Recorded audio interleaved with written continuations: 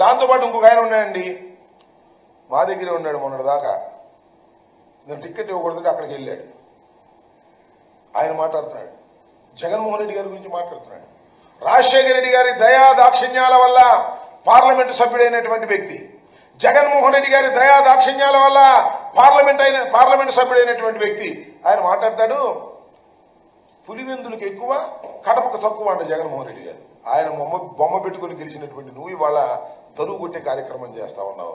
గుర్తుపెట్టుకో, నీ జీవితం మొత్తం అందరికీ తెలుసు. ఏదో వేదిక దొరికింది కదా అని రెచ్చిపోవద్దు, పిచ్చి పిచ్చిగా మాట్లాడొద్దని కూడా మనం చేస్తున్నాం. ఎప్పుడు ఇలాగే ఉండదు సార్. 4 సంవత్సరాలే, 4 సంవత్సరాల పరిస్థితులు మారతాయనే విషయాన్ని కూడా గుర్తుపెట్టుకోండి.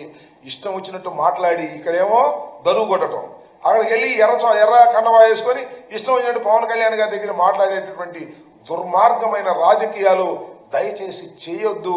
అలా చేశారా మీకు భవిష్యత్తులో నూకలు మిగలవని కూడా ఈ సందర్భంగా నేను చెప్పదలుచుకున్నాను.